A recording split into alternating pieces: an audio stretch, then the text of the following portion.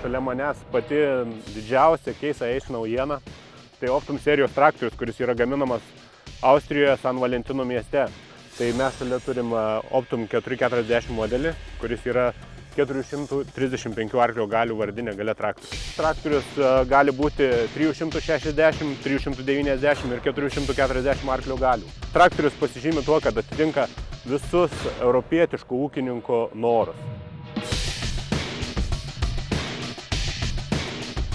Traktorius turi priekinę nepriklausomą amortizuojančią ašį, pradedant nuo priekinės amortizuojančios ašies, kuri yra nepriklausoma ir kuri gali kopijuoti dirvos paviršių maksimaliai bei suteikti maksimalų komfortą operatoriui. Traktorius yra aprūpintas belaipsnė CVX pavarų dėžė, kuri yra išbandyta Optum serijos traktoriuose. Ir ši pavarų dėžė dabar gali važiuoti net 60 km/h greičiu.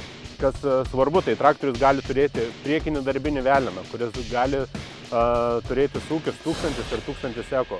Ratai traktoriaus ypatingi tuo, kad jau jų aukštis gali būti net 2,20 m, kas suteikia mums maksimalų dirvos paviršių. Traktoriaus ratų bazė yra 3,19. Ilgas traktorius, dideli padargai, viskas, ko puikiausiai mes dirbame. Traktoriaus svoris yra 14 tonų. Traktorius turi vieną iš europietiškų ūkių reikalavimą, tai centrinė padangų pripūtimų sistema. Tai per 5 minutės mes galim prisipūsti oro, kiek reikia tam tikram dirvos paviršiui.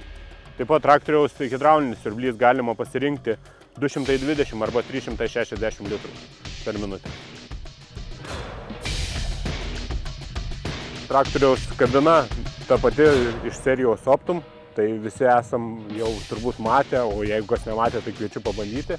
Kabina gali būti su hidraulinė arba mechaninė kabinos amortizacija, su odiniu salonu arba be. Čia vėl priklausomai nuo ūkio norų.